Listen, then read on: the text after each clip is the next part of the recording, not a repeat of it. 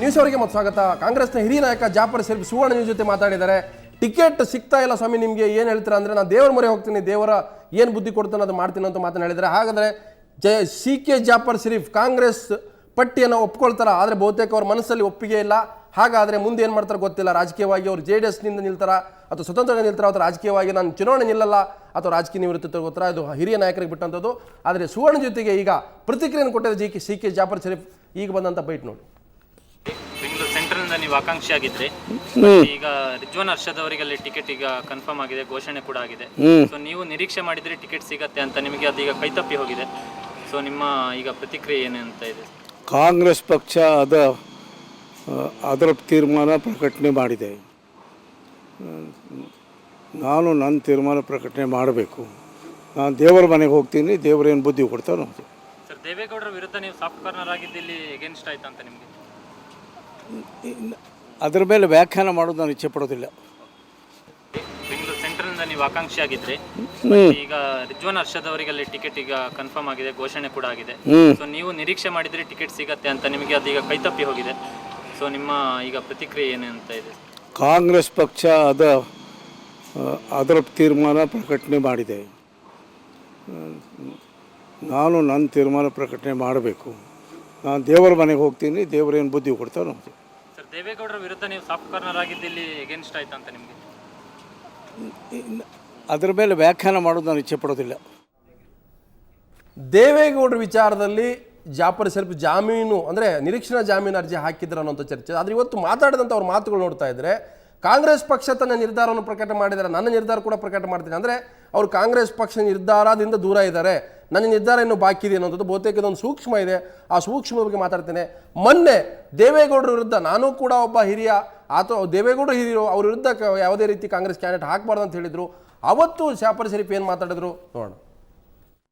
2 ಪತ್ರ ಬರೆದಿರ್ತಕ್ಕಂಥದ್ದು ನಿಜ. ಮೊದಲನೇ ಪತ್ರ ಬರೆದು ಭಾಳ ದಿವಸ ಆಯಿತು. ಆ ಪತ್ರ ತಲುಪಿದೆ, ವಿಚಾರ ಅರ್ಥ ಮಾಡ್ಕೊಂಡಿದ್ದೇನೆ ಅನ್ನೋ ಮಾತನ್ನು ಅವರು ನನಗೆ ಉತ್ತರ ಬರೆದಿದ್ದಾರೆ. ಅದು ನಾನು ಬೆಂಗಳೂರು ಸೆಂಟ್ರಲ್ನಿಂದ ಸೀಟ್ ಕೇಳಿರ್ತಕ್ಕಂಥದ್ದು. 2ನೇ ಪತ್ರ ನಾನು ಇವತ್ತೇ ಬರೆದು ಕಳಿಸಿರ್ತಕ್ಕಂಥದ್ದು. ದೇವೇಗೌಡರು ಮಾಜಿ ಪ್ರಧಾನಿಗಳು, ಕರ್ನಾಟಕ ರಾಜ್ಯದ ಮುಖ್ಯಮಂತ್ರಿ, ಒಬ್ಬ ಹುಟ್ಟು ಹೋರಾಟಗಾರ. ಇವತ್ತು ದೇವೇಗೌಡರು ಹಾಸನದಿಂದ ಕ್ಷೇತ್ರ ಚುನಾವಣೆಗೆ ನಿಲ್ಲೋದಾಗಲಿ ಅಥವಾ ನಾನು ಬೆಂಗಳೂರು ಸೆಂಟ್ರಲ್ನಿಂದ ನಿಲ್ಲೋದು, ಇವೆಲ್ಲ ಕೊನೆ ಚುನಾವಣೆಗಳು ನಮಗೆ. ಆ ದೃಷ್ಟಿಯಿಂದ ದೇವೇಗೌಡರ ಅನುಭವದ ಲಾಭ ಮುಂದಿನ ಸದನಕ್ಕೆ ಆಗಲಿ ಮುಂದೆ ಬರ್ತಕ್ಕಂಥ ಸರ್ಕಾರಗಳಿಗೆ ಬೇಕಾಗ್ತದೆ. ಆದ್ದರಿಂದ ದೇವೇಗೌಡರ ವಿರುದ್ಧ ಅಭ್ಯರ್ಥಿ ಹಾಕೋದು ಬೇಡ. ಈಶ್ವರ್, ದೇವೇಗೌಡರ ವಿರುದ್ಧ ಅಭ್ಯರ್ಥಿ ಹಾಕೋದು ಬೇಡ ಅಂತ ಹೇಳಿದ್ರು, ಅವರಿಗೆ ಟಿಕೆಟ್ ಸಿಕ್ಕಿಲ್ಲ. ಅಂದರೆ ನಂದು ಕೊನೆ ಚುನಾವಣೆ, ದೇವೇಗೌಡರು ಕೊನೆ ಚುನಾವಣೆ ಅಂತ ಹೇಳಿದ್ರು. ಅದು ಆಂಟಿಸಿಪೇಟರಿ ಬೇಲ್ ಅಂತ ನಾವು ಚರ್ಚೆ ಮಾಡ್ತಾ ಇದ್ದೀವಿ. ಈಗ ಅದು ಬೇರೆ ವಿಚಾರ. ಈಗ ನಮಗೆ ಸುವರ್ಣ ನ್ಯೂಸ್ಗೆ ಮಾತಾಡಿದ್ದಾರೆ. ಸದ್ಯಕ್ಕೆ ಮಾತಾಡಿರ್ತಕ್ಕಂಥ ಪ್ರಕಾರ ಕಾಂಗ್ರೆಸ್ ಪಕ್ಷ ತನ್ನ ನಿರ್ಧಾರವನ್ನು ಪ್ರಕಟ ಮಾಡಿದೆ, ನನ್ನ ನಿರ್ಧಾರ ಬಾಕಿ ಇದೆ, ದೇವರು ಏನು ಹೇಳ್ತಾನೆ ಅಂದರೆ ದೇವರು ಬುದ್ಧಿ ಕೊಟ್ಟಂಗೆ ಅಂತ. ಸೊ ದೇವ್ರ ಬುದ್ಧಿ ಏನು ಕೊಡ್ಬೋದು? ಮತ್ತು JDSನಿಂದ ತಾವು ಏನಾದರೂ ಆಕಾಂಕ್ಷಿಗಳಾಗ್ಬೋದಾ, ಅಥವಾ ದೇವೇಗೌಡರಿಗೆ ಟಿಕೆಟ್ ಕೊಡ್ಬೋದಾ, ಅಥವಾ ಕೊಡದೆ ಹೋದರೆ ಇವರು ಸ್ವತಂತ್ರ ಸ್ಪರ್ಧೆ ಮಾಡೋ ಶಕ್ತಿ ಇದೆಯಾ? ಏನು ಗೊತ್ತಾಗ್ತಲ್ಲ ಜಾಫರ್ ಶರೀಫ್ ಮುಂದಿನ ನಡೆ. ನಿಮಗೆ ಜಾಫರ್ ಶರೀಫ್ ಅವ್ರದ್ದು ಬಾಡಿ ಲ್ಯಾಂಗ್ವೇಜ್ ನೋಡಿದ್ರೆ ಅರ್ಥ ಆಗುತ್ತೆ. ಅವ್ರಿಗೆಲ್ಲೋ ಒಂದು ಕಡೆ ಕಾಂಗ್ರೆಸ್ನ ಈ ನಿರ್ಧಾರ ಏನಿದೆ ಅದು ಖಂಡಿತವಾಗ್ಲೂ ಅವರಿಗೆ ಅಸಮಾಧಾನ ತಂದಿದೆ. ಹಾಗಾಗಿ ದೇವರಿಟ್ಟಂಗಾಗುತ್ತೆ. ನನಗೂ ಗೊತ್ತಿದೆ ರಾಜಕೀಯ ಮಾಡೋದಕ್ಕೆ, ಇಷ್ಟು ವರ್ಷ ಮಾಡಿದ್ದೀನಿ. ನನಗೂ ಯಾವ ಪಕ್ಷದಿಂದ ಏನು ಅಂದರೆ ದೇವರಿನ್ನೇನು ಇವರಿಗೆ ಬಂದು ಹೇಳೋದಿಲ್ಲ, ನೀವು JDS ನಿಂತ್ಕೊಳ್ಳಿ, ಕಾಂಗ್ರೆಸ್ಸಲ್ಲೇ ಉಳ್ಕೊಳ್ಳಿ ಅಂತೇನು ಹೇಳೋದಿಲ್ಲ. ಇವರ ನಿರ್ಧಾರ ಸ್ಪಷ್ಟವಾಗಿ ಮನಸ್ಸಲ್ಲಿ ನಿರ್ಧಾರ ಮಾಡ್ಕೊಂಡಿದ್ದಾರೆ. ಕಾಂಗ್ರೆಸ್ ವಿರುದ್ಧ ಅಸಮಾಧಾನವೂ ಕೂಡ ಅವರ ಮಾತಿನ ಧೋರಣೆಯಲ್ಲಿ ಕಾಣ್ತಿದೆ. ಪ್ರಕಟ ಮಾಡಿದ್ದಾರೆ, ನನ್ನ ನಿರ್ಧಾರ ಬಾಕಿ ಇದೆ ಅಂತ. ಅವರು ಆಂಟಿಸಿಪೇಟ್ ಕಾಂಗ್ರೆಸ್ ಇಂದ ದೂರ ಇದ್ದಾರೆ ಅಂತ ಅವ್ರ ಮನಸ್ಸು ಸಂಪೂರ್ಣವಾಗಿ ದೂರ ಇದೆ. ನೀವು ನಿರೀಕ್ಷಣಾ ಜಾಮೀನು ಅವತ್ತೇ ಹಾಕಿದ್ರು, ಯಾಕೆ ಹಾಕಿದ್ರು ಅನ್ನೋದಕ್ಕೆ ಅವತ್ತೇ ಮೋಸ್ಟ್ಲಿ ಅವರಿಗೆ ಇಂಡಿಕೇಶನ್ ಇದೆ. ಅಂದರೆ ಕಾಂಗ್ರೆಸ್ ನಾನು ಬಿಡುಗಡೆ ಆಗ್ತಾ ಇದ್ದೀನಿ, ಸೊ ಬಿಡುಗಡೆ ಆಗ್ತಾಯಿದ್ದೀನಿ, ಆಗ ನಿಮ್ಮ ಪಕ್ಷಕ್ಕೆ ನಾನು ಬರ್ತಾ ಇದ್ದೀನಿ ಅನ್ನೋ ಒಂದು ನಿರೀಕ್ಷಣಾ ಜಾಮೀನನ್ನು ಅವತ್ತೇ ಹಾಕಿದ್ರು. ಈಗ ದೇವೇಗೌಡರ ಪಕ್ಷಕ್ಕೆ ಸೇರಿಸ್ಕೊಳ್ತಾರಾ, ಬೆಂಗಳೂರು ಸೆಂಟ್ರಲಿಂದ ಜಾಫರ್ ಶರೀಫ್ ಅವರಿಗೆ ಟಿಕೆಟನ್ನು ಕೊಡ್ತಾರಾ ಅನ್ನೋದು ಕೂಡ ಬಹುತೇಕ, ಯಾಕಂದರೆ ರಾಜಕೀಯ ವಲಯದಲ್ಲಿ ಅವತ್ತೇ ಚರ್ಚೆ ಆಗಿತ್ತದು. ಜಾಫರ್ ಶರೀಫ್ ಅವರಿಗೆ ಟಿಕೆಟ್ ತಪ್ಪಿದ್ದೇ ಆದಲ್ಲಿ ಬಹುತೇಕ JDSಗೆ ಬರೋದು ನಿಶ್ಚಿತ. ಯಾಕಂದ್ರೆ ಬೆಂಗಳೂರು ಸೆಂಟ್ರಲಿಂದ JDS ತಮ್ಮ ಅಭ್ಯರ್ಥಿ ಯಾರು ಅಂತ ಹೇಳಿಲ್ಲ ಇನ್ನೂ ಕೂಡ. ಅದಕ್ಕೋಸ್ಕರ ಆ ಕಾರಣಕ್ಕೆ ಅವರು ಪೆಂಡಿಂಗ್ ಇಟ್ಕೊಂಡಿದ್ರು ದೇವೇಗೌಡರು. ಅಂದರೆ ಎಲ್ಲ ಒಂದು ಕಡೆ ಜಮೀರ್ ಅವರನ್ನು ನಿಲ್ಲಿಸಬೇಕು, ಜಮೀರ್ ತಮ್ಮನ ನಿಲ್ಲಿಸಬೇಕು ಅನ್ನೋ ಮಾತುಗಳು ಕೂಡ ಕೇಳಿಬರ್ತಿತ್ತು. ಒಂದು ವೇಳೆ ಜಾಫರ್ ಶರೀಫಿಂದ ಜಾಫರ್ ಶರೀಫ್ಗೆ ಟಿಕೆಟ್ ಕೈ ತಪ್ಪಿದ್ರೆ ಕೊನೆ ಗಳಿಗೆಯಲ್ಲಿ ಜಾಫರ್ ಶರೀಫ್ ಅವ್ರನ್ನ ಸೆಂಟ್ರಲಿಂದ ನಿಲ್ಲಿಸಬೇಕು ಅನ್ನೋ ಚಿಂತನೆಯನ್ನು ಕೂಡ ಈಗಾಗಲೇ JDS ಆ ಕಾರಣಕ್ಕೆ ಅಲ್ಪಸಂಖ್ಯಾತ ಸಮಾವೇಶದಿಂದ ಸಿಎಂ ಸಿದ್ದರಾಮಯ್ಯ ಗೈರಾದ್ರ ಅಂತ. ಖಂಡಿತ ಅವತ್ತು ಜಾಫರ್ ಶರೀಫ್ ಕೂಡ ಸ್ವತಃ ಸಿದ್ದರಾಮಯ್ಯ ವಿರುದ್ಧನೂ ಕೂಡ ಮಾತನಾಡಿದ್ರು, ಇಂಥ ಸಮಾವೇಶಗಳಿಗೆ ಸಾವಿರ ಕೆಲಸ ಬಿಟ್ಟು ಬರಬೇಕು, ತಪ್ಪಿಸ್ಕೋಬಾರ್ದು, ಬರಬೇಕು ಅನ್ನೋದು. ಎಲ್ಲೋ ಒಂದ್ ಕಡೆ ಸಿದ್ದರಾಮಯ್ಯನವರಿಗೂ ಇದು ಗೊತ್ತಿತ್ತು, ಅಲ್ಲೋದ್ರೆ ಕಮಿಟ್ ಆಗಬೇಕಾಗುತ್ತೆ, ಜಾಫರ್ ಶರೀಫ್ ಬಂದಿರ್ತಾರೆ, ಅವರಿಗೆ ಟಿಕೆಟ್ ಕೊಡ್ತೀವಿ ನಾವು. ಎಲ್ಲೋ ಒಂದ್ ಕಡೆ ಜಾಫರ್ ಶರೀಫ್ನು ಕೂಡ ಅಲ್ಲೇ ಬಹಿರಂಗ ಸಭೆಯಲ್ಲಿ ನನ್ನನ್ನು ಕೇಳಿದ್ರು ಕೂಡ ನಾನು ಏನಾದ್ರು ಕಮಿಟ್ ಆಗಬೇಕಾಗುತ್ತೆ ಅನ್ನೋ ಕಾರಣಕ್ಕೆ ಸಿದ್ದರಾಮಯ್ಯ ಆ ಸಭೆ ರಾಜಕೀಯ ಲೆಕ್ಕಾಚಾರ ಅವರಿಗೆ ಒಂದು ಸೂಕ್ಷ್ಮತೆ ಇತ್ತು. ಖಂಡಿತವಾಗ್ಲು ಆ ಯುವಕರಿಗೆ ಕೊಡ್ತಾ ಇದ್ದಾರೆ, ಟಿಕೆಟ್ ಹೋಗುತ್ತೆ. ಖಂಡಿತ. ಮತ್ತೆ ಯಾವುದೇ ಮುಸ್ಲಿಂ ರಾಜ್ಯ ನಾಯಕರು ಕೂಡ ಜಾಫರ್ ಯಾಕಂದ್ರೆ ಯುವ ಕಾಂಗ್ರೆಸ್ ಚುನಾವಣೆಯಲ್ಲಿ ಕಳೆದ ಚುನಾವಣೆಯಲ್ಲಿ ಸಿದ್ದರಾಮಯ್ಯ ಅವರು ಸಪೋರ್ಟ್ ಮಾಡಿದ್ರು, ಸಂತೋಷ್ ಲಾಡ್ ಸೇರಿದಂತೆ ರಿಜ್ವಾನ್ ಅರ್ಷದ್ ಸಪೋರ್ಟ್ ಮಾಡಿದ್ರು. ಖಂಡಿತ ರಿಜ್ವಾನ್ ಅರ್ಷದ್ ರಾಹುಲ್ ಗಾಂಧಿ ಜೊತೆ ತುಂಬಾ ಚೆನ್ನಾಗಿದ್ದಾರೆ. ಬಿಹಾರದ ಒಬ್ಬ NSUI ಒಬ್ಬರು ಮಹಿಳೆ ಕೂಡ ರಾಹುಲ್ ಗಾಂಧಿಗೆ ತುಂಬಾ ಆಪ್ತರು, ಅವರು ಹೇಳಿದ್ದನ್ನೇ ರಾಹುಲ್ ಗಾಂಧಿ ಅವರು ಕೇಳೋದು. ಹಾಗಾಗಿ ಅಲ್ಲಿ ಬಿಹಾರದ ಒಬ್ಬ ಮಹಿಳೆಯ ಪಾತ್ರವು ಕೂಡ ರಿಜ್ವಾನಿಗೆ ಟಿಕೆಟ್ ಕೊಡೋದ್ರಲ್ಲಿ ಅನುಕೂಲವಾಗಿದೆ.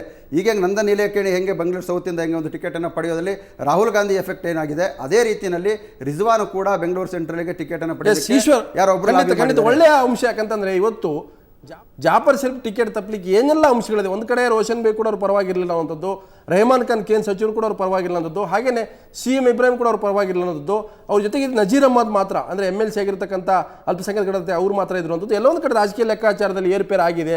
ಹಾಗಾಗಿ ಜಾಫರ್ ಶರೀಫ್ ಏನೇ ಪ್ರಯತ್ನ ಮಾಡಿದ್ರು ಕೂಡ ಇವತ್ತು ಹೈಕಮಾಂಡ್ ಒಪ್ಪಿಲ್ಲ. 80+ ಇರ್ತಕ್ಕಂಥವರಿಗೆ ಟಿಕೆಟ್ ಇಲ್ಲ ಅನ್ನುವಂಥದ್ದು ಮತ್ತೆ ಸಾಬೀತಾಗಿದೆ.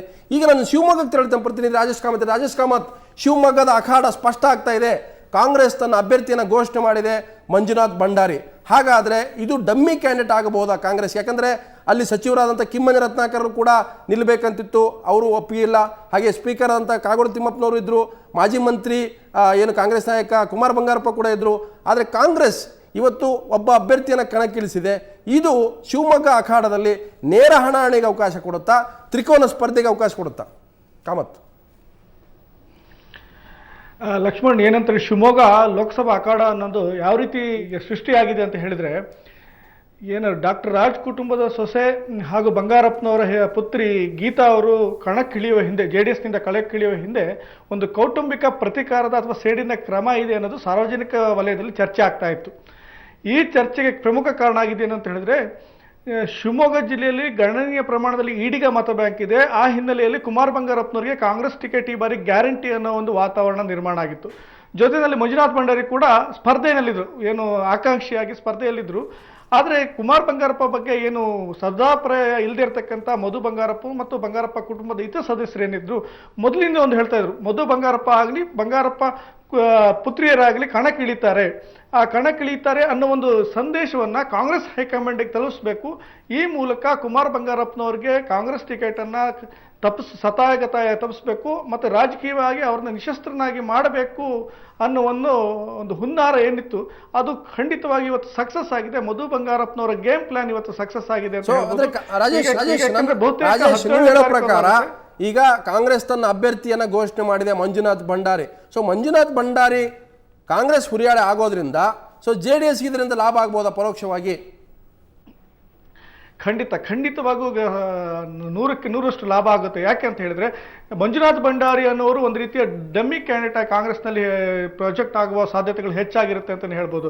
ಯಾಕಂದ್ರೆ ಶಿವಮೊಗ್ಗ ಜಿಲ್ಲೆಯ ರಾಜಕೀಯ ನೋಡಿದ್ರೆ ಒಂದು ಲಿಂಗಾಯತ ಮತ ಬ್ಯಾಂಕು, ಇನ್ನೊಂದು ಈಡಿಗ ಮತ ಬ್ಯಾಂಕು, ಇವೆರಡೂ ಕೂಡ 100% ಏನಂದ್ರೆ ಎರಡು ಕಡೆ ಈಗ ಸ್ಪ್ಲಿಟ್ ಆಗುತ್ತೆ. ಒಂದು ಯಡಿಯೂರಪ್ಪನವ್ರ ಕಡೆ ಹೋಗಿದ್ರೆ ಇನ್ನೊಂದು ಕಡೆ ಗೀತಾ ಶಿವರಾಜ್ ಕುಮಾರ್ ಕಡೆ ಸೇರುತ್ತೆ. ಹಾಗಾದ್ರೆ ಮೇಜರ್ ವೋಟಿಂಗ್ ಬ್ಯಾಂಕ್ ಕಳೆದುಕೊಂಡಿರ್ತಕ್ಕಂಥ ಕಾಂಗ್ರೆಸ್ ಯಾರನ್ನ ಈಗ ಏನು ಮಂಜುನಾಥ್ ಭಂಡಾರಿ ಅವ್ರನ್ನ ಕಣಕ್ಕಿಳಿಸಿದೆ, ಇದು ಒಂದಂತಲ್ಲಿ ದುರ್ಬಲ ಅಭ್ಯರ್ಥಿ ಅನ್ನೋ ರೀತಿಯಲ್ಲಿ ಬಿಂಬಿತ ಆಗುತ್ತೆ. ಹಾಗಾಗಿ JDSಗೆ ಇದು ಪ್ಲಸ್ ಆಗುವ ಸಾಧ್ಯತೆಗಳೇ ಹೆಚ್ಚು. ಯಾಕಂದ್ರೆ ಕಳೆದ ಲೋಕಸಭಾ ಚುನಾವಣೆಯಲ್ಲಿ ಬಂಗಾರಪ್ಪನವರು ಏನು ಕಣಕ್ಕಿಳಿದ್ರು ಆ ಸಂದರ್ಭದಲ್ಲಿ ಕಾಂಗ್ರೆಸ್ ಇಂದ ಇಳಿದಿದ್ದಾಗ ಬಂಗಾರಪ್ಪನವರಿಗೆ JDS ಅಭ್ಯರ್ಥಿಯನ್ನು ಘೋಷಣೆ ಮಾಡಿರಲಿಲ್ಲ.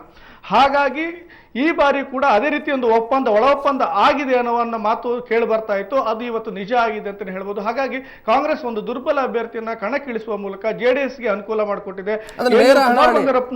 ಯಡಿಯೂರಪ್ಪ ವರ್ಸಸ್ ಗೀತಾ ಶಿವರಾಜ್ ಕುಮಾರ್ ಆಗುತ್ತೆ, ತ್ರಿಕೋನ ಸ್ಪರ್ಧೆ ಆಗೋದಿಲ್ಲ. ಹೌದು, ತ್ರಿಕೋನ ಸ್ಪರ್ಧೆಯ ಲಕ್ಷಣಗಳೆಲ್ಲ ದೂರ ಆಗಿ ಈಗ ಬಿಜೆಪಿ ವರ್ಸಸ್ JDS ಅನ್ನೋ ವಾತಾವರಣಕ್ಕೆ 100% ಬರುವ ಸಾಧ್ಯತೆಗಳು ಹೆಚ್ಚಾಗಿದೆ. ಹಾಗಾಗಿ ಜಿಲ್ಲೆಯಲ್ಲಿ ಏನಿದ್ರು ಇನ್ನಿದ್ರು ಹೆಚ್ಚಿನ ಫೈಟ್ ಇರೋದು ಈ ಎರಡು ಬಣಗಳ ಮಧ್ಯೆನೇ ಅಂತಲೇ ಹೇಳ್ಬೋದು. ಕೌಟುಂಬಿಕ ರಾಜಕಾರಣ ನಡೆಯುತ್ತೆ ಅಂತ ಏನು ನಿರೀಕ್ಷೆ ಮಾಡಲಾಗಿತ್ತು ಅದು ದೂರ ಆಗಿದೆ ಈ ಅಭ್ಯರ್ಥಿಯನ್ನು ಘೋಷಣೆ ಮಾಡೋದ್ರ ಮೂಲಕ ಅಂತಾನೆ ಹೇಳ್ಬೋದು. ಎಸ್, ಹಾಗಾದ್ರೆ ಮುಸ್ಲಿಂ ಸಮುದಾಯ ಮತ್ತು ಈಡಿಗರನ್ನು ಹೊರತುಪಡಿಸಿದಂಥ ಒಕ್ಕಲಿಗರಿರ್ಬೋದು ಮತ್ತು ಬೇರೆ ಬೇರೆ ಅದರ್ ಬ್ಯಾಕ್ವರ್ಡ್ ಕ್ಲಾಸಸ್ ಮತಗಳು ಕೂಡ ಹರಿದು ಹಚ್ಚಿ ಹೋಗುತ್ತೆ. ಹಾಗೆ ಅದರ ಪ್ರಾಫಿಟ್ ಕೂಡ ಯಾರು ಪಡ್ಕೊಳ್ತಾರೆ ಅನ್ನೋವಂಥದ್ದು ಲೆಕ್ಕಾಚಾರ ಈಗ.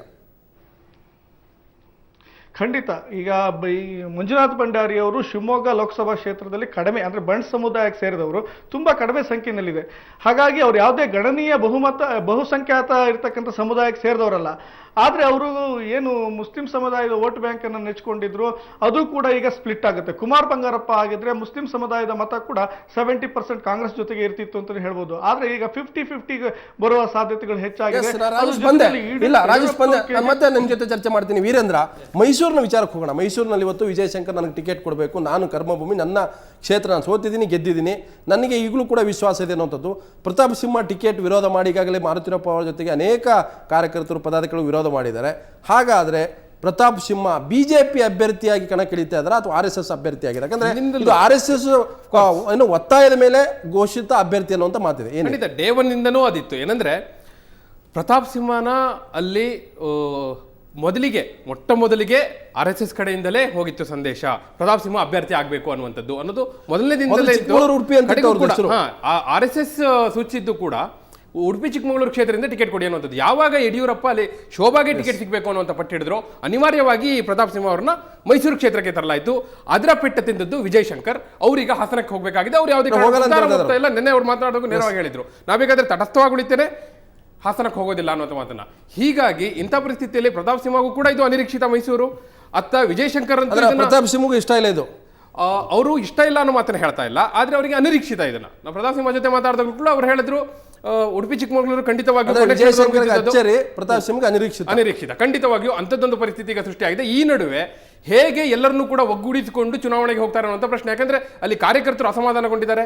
ಇಲ್ಲಿ ಅವರಿಗೆ ಕೊಡಬೇಕು ನೀವು ಟಿಕೆಟ್ ಅನ್ನುವಂಥದ್ದು ಅವ್ರ ಒತ್ತಡ ಆಗಿತ್ತು. ನಿನ್ನೆ ಬಿಜೆಪಿ ಕಚೇರಿಗೆ ಬಂದಿದ್ರು ಎಲ್ಲ ಮೈಸೂರಿನ ಗೋಮಸೂದನ್ ಸೇರಿದಂತೆ ಪ್ರತಿಯೊಬ್ಬರು ಬಿಜೆಪಿ ಕಚೇರಿಗೆ ಬಂದು ಮಾತನಾಡಿದ್ರು ಅನ್ನುವಂಥದ್ದು. ಅದಾದ ನಂತರವೂ ಕೂಡ ಇವತ್ತು ದೆಹಲಿಯಲ್ಲಿ ಅಂತಿಮವಾಗಿ ಪ್ರತಾಪ್ ಸಿಂಹ ಅಂತಲೇ ಅಭ್ಯರ್ಥಿ ಅಂತಿಮ ಆಗಿರೋದ್ರಿಂದ ಈಗ ದೊಡ್ಡ ಸವಾಲು ಬಿಜೆಪಿ ಮುಂದೆ ಬಂದಿದೆ. ಎಲ್ಲರನ್ನೂ ಕೂಡ ಒಗ್ಗೂಡಿಸಿಕೊಂಡು ಹೋಗುವಂಥದ್ದು. ಪ್ರತಾಪ್ ಸಿಂಹಗೂ ಕೂಡ ಇದು ಅತಿ ದೊಡ್ಡ ಸವಾಲು. ವಿಜಯಶಂಕರ್ ಹೇಳ್ತಾ ಇದ್ದಾರೆ ಪ್ರತಾಪ್ ಸಿಂಹ ತವರು ಹಾಸನ, ಸಕಲೇಶ್ಪುರದವರು.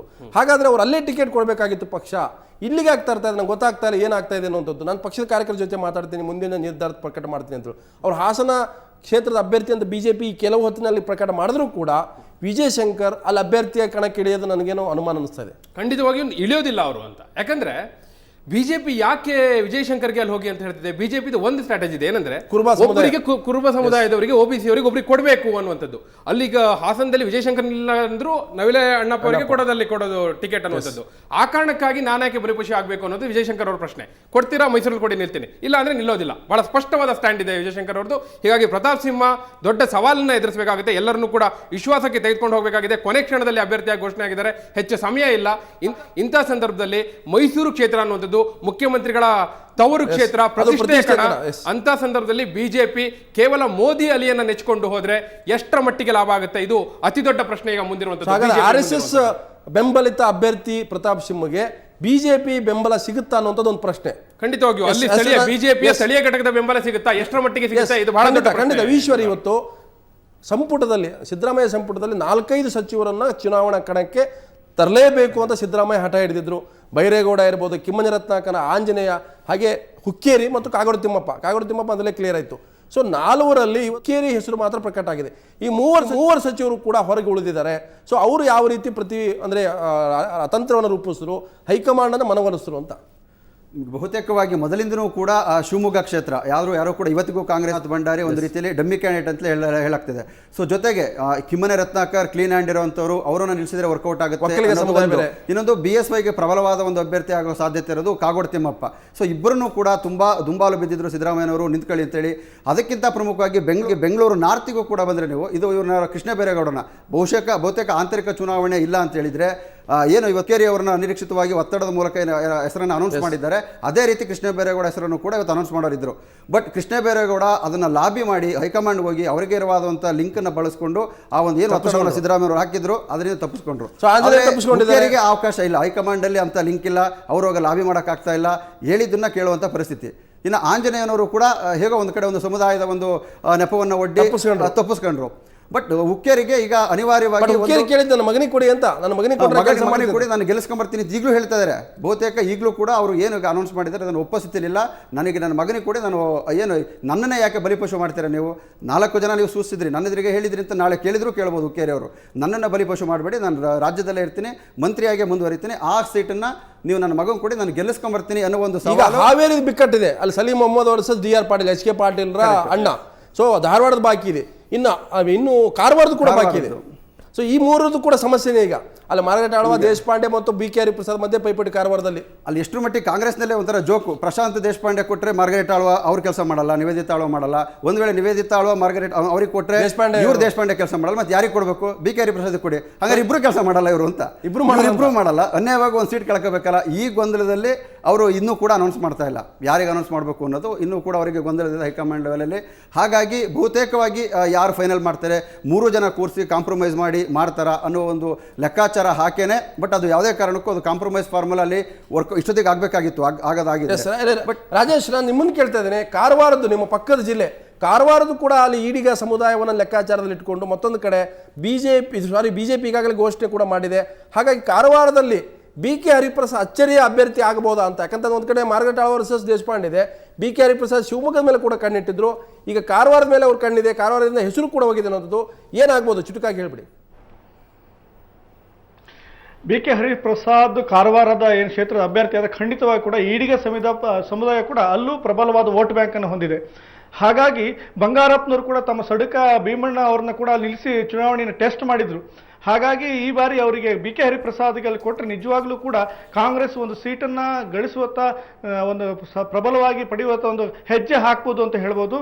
ಆದರೆ ಮಾರ್ಗರೆಟ್ ಆಳ್ವ ಆಗಲಿ ಏನು ದೇಶಪಾಂಡೆ ಅವರ ಸಮುದಾಯ ಆಗಲಿ ಕೂಡ ಅಲ್ಲಿ ಹೆಚ್ಚಿನ ಸಂಖ್ಯೆ ಅವರ ಮಗ ನಿಲ್ಲೋದಾಗಲಿ ಹೆಚ್ಚಿನ ಅವರ ಸಮುದಾಯ ಪ್ರಬಲವಾಗಿಲ್ಲ. ಹಾಗಾಗಿ BK ಹರಿಪ್ರಸಾದ್ ಕಾಂಗ್ರೆಸ್ಸಿನ ಒಂದು ಒಳ್ಳೆ ಕ್ಯಾಂಡಿಡೇಟ್ ಆಗ್ತಾರೆ, ಒಳ್ಳೆ ಫೈಟ್ ಕೂಡ ಆಗುತ್ತೆ. BJP ವರ್ಸಸ್ ಕಾಂಗ್ರೆಸ್ ಫೈಟ್ ಕೂಡ ನಡೆಯುವ ಸಾಧ್ಯತೆಗಳು ಹೆಚ್ಚಾಗಿರುತ್ತೆ ಅಂತಾನೆ ಹೇಳ್ಬೋದು.